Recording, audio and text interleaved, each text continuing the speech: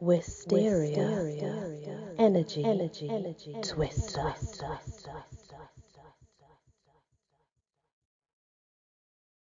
Hello everyone, welcome back to the world of fairies. We're still on the G, but we're now on goblins, and I'm not going to go into detail on goblins, and I'll explain why.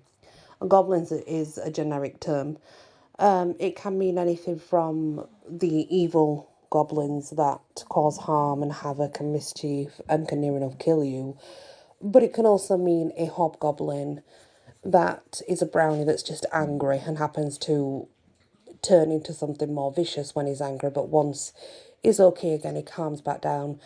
But goblin is a generic term, and it generally does associate with the more negative fairies rather than the positive fairies. But it's not just one being again, it's many different beings, and they all have different roles to play. But they're generally, when we are told about goblins, they will be shown around about 3-4 foot tall, generally green in colour, ugly looking, ragged and tattered clothes. Sometimes shoes, sometimes no shoes, sometimes only 3 digits on a hand, and sometimes only 4. So they really do vary so much, so it's hard to go into the extent of them. But do bear in mind that in reality, goblins, they don't always come in groups like it's assumed. There can be lone goblins as well.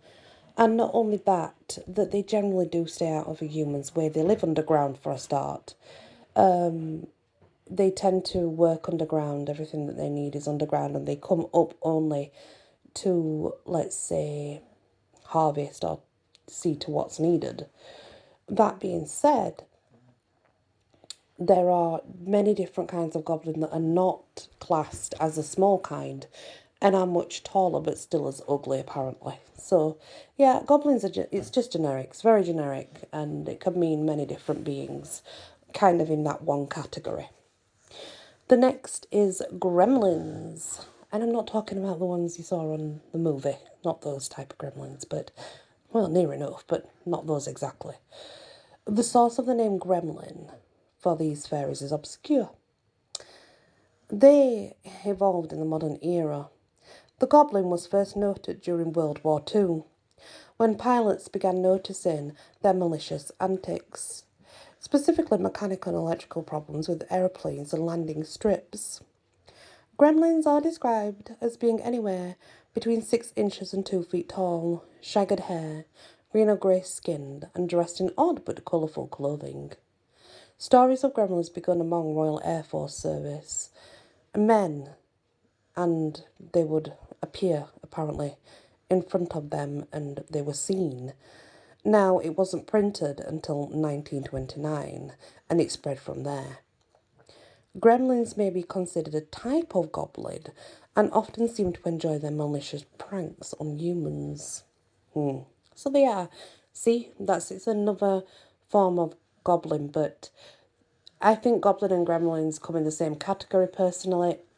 I just think that that's what they tended to name them back then in the wartime. They'd name them gremlins. But I do think they are more or less a goblin. The Grogach, an Ulster version of the Scottish Gruagach. I'm not sure how I pronounce it. Gruagach or Gruagach, one of them. Also sometimes called Grogan, that's what I know it as, the Grogan. In most ways similar to its Scottish counterpart, although the Grogach is noted for its nudity. Like other types of fairies, they can be driven off with a gift of clothes. In one story, a well-meaning farmer's daughter gifts the Grogan a shirt only to have him leave forever because she believes they're trying to be rid of him. That's noted from 1976. Now the next is the Gruagash, and it's actually like a brownie, but it prefers to live in barns or in the wild rather than houses, but will help with cattle. In older forms of the Irish word, which would be gruish, has meanings including wise and very hairy, and is glossed as a goblin. While both meanings may play into the understanding of this being, It is possible that the hairy definition is the root of the name. Yeah, but who knows? They're very different. But there are female ones as well. They're known to watch over cattle and were sometimes offered milk. This milk would be poured out in the natural hollow in a stone, and obviously they would drink it. In the East Banan, there is a place known as Uam na Gruyesh, which is the cave of the Grogash, after the famous fairy who lived there and was renowned by the people for caring for their herbs. Sadly, she died. She said to have died trying to cross water over to Ireland after the people offended her with a gift of clothing. And that was in the 1900s. But she would look after all the plants, all the herbs and the cattle and make sure that everything went as planned. So yeah, that is that one. But it's very hard to pronounce that one. I'm not sure if I'm pronouncing it right because I know it as the Grogan.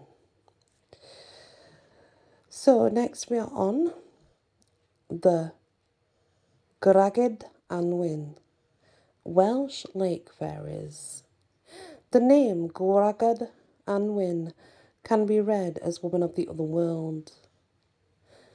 The Anwyn are fairy women who live in lakes and are almost always associated in stories with fairy cows, inhabiting the same bodies of water. The singular would be the Gwraig Anwyn, and the Gwragedd Anwyn is the plural.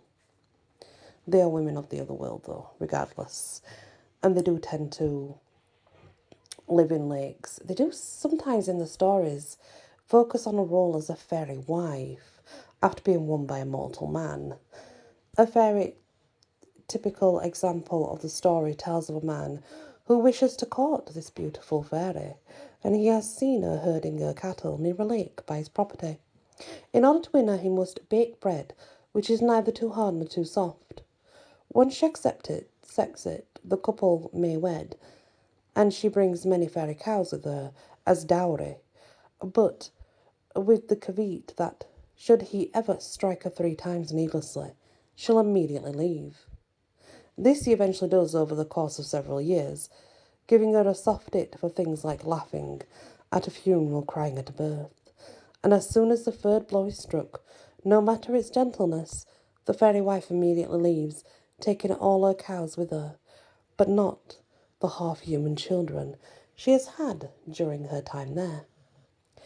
Now, the Gwragedd Anwyn may appear in their own distinct folklore, but are also sometimes conflated with the Tylwyth and may perhaps simply be female Tylwyth appearing under a specific name.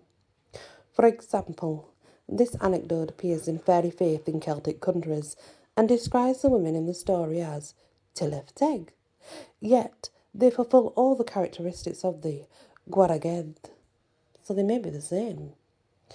There is a lake called Llyn y Mowynion, Lake of the Maidens, where, best in law, where, as the story goes, a farmer one morning found in his field a number of very fine cows, such as he had never seen before. Not knowing where they came from, he kept them a long time, when, as it happened, he committed some dishonest act, and as a result, the women of the Tylwyth made their appearance in the pasture, and calling the cows by name, led the whole herd into the lake, and with them disappeared beneath the waters. Evans Wentz, 1911, wrote that. The next is Gwyllion. Gwyllion are a kind of female mountain fairy, generally in Wales. They are described in a book as British goblins, so goblin in general, and they are dangerous to travellers. They are eager to lead people astray and harass those who travel alone. They might also sometimes avail themselves of the hospitality of a human home during stormy weather, and it was considered better to let them than to try and drive them out. The surest method to drive off the Gwyllion was called iron, that is, bared into knife, which would quickly cause them to flee.